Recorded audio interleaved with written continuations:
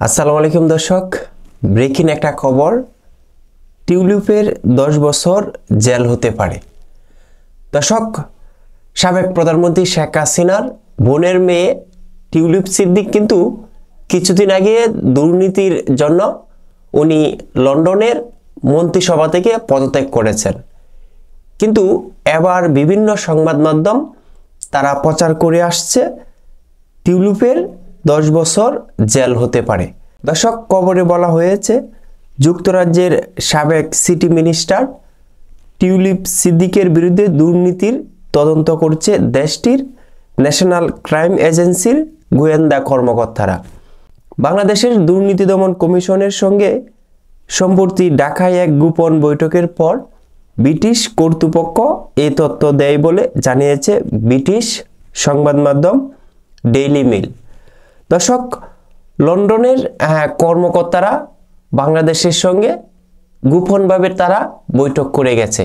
বৈঠকের পর তারা টিউলিপের 10 বছরের জেল হতে পারে বলে তারা মন্তব্য করছেন।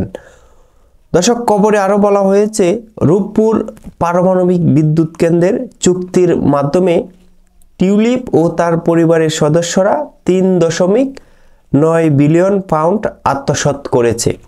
এ প্রকল্পের 90% ঋণ এসেছে রাশিয়ার ক্রেমলিন থেকে, আর দায়িত্বে আছে রাশিয়ান কোম্পানি রোসাটম। এছাড়াও টিউলিপের বিরুদ্ধে বাংলাদেশি ব্যবসায়ীর কাছ থেকে লন্ডনে বিনামূল্যে প্ল্যাট পাওয়ার অভিযোগও রয়েছে। দর্শক, খবরে আরও বলা হয়েছে টিউলিপের বিরুদ্ধে যে দুর্নীতি উঠেছে প্রমাণ হলে তার 10 বছরের জেল হতে পারে। কারণ ব্রিটেনের বাইবারি অ্যাক্ট 2010 অনুযায়ী কেউ বিদেশে ঘুষ গ্রহণ করলে তার বিরুদ্ধে ব্রিটেনে মামলা এবং সর্বোচ্চ 10 বছরের কারাদণ্ড হতে পারে।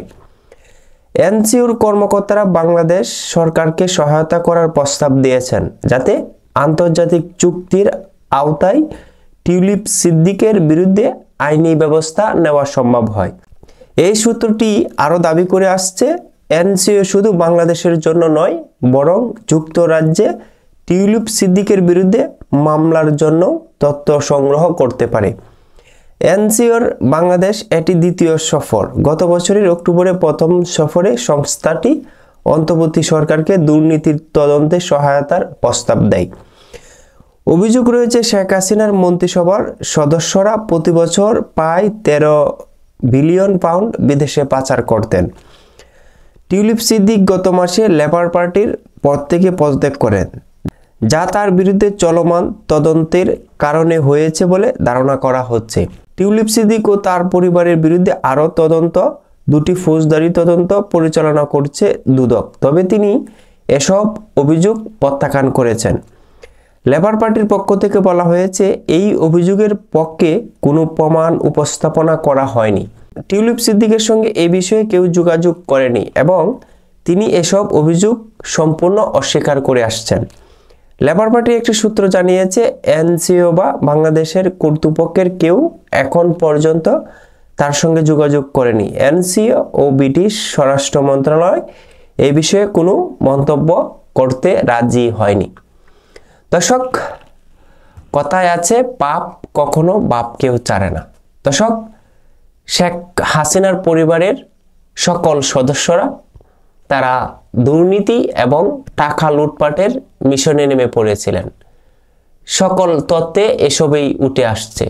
দর্শক, দুর্নীতির কারণে সাবেক প্রধানমন্ত্রী শেখ হাসিনার বোনের মেয়ে উনি যুক্তরাজ্যের মন্ত্রিত্ব হারিয়েছেন।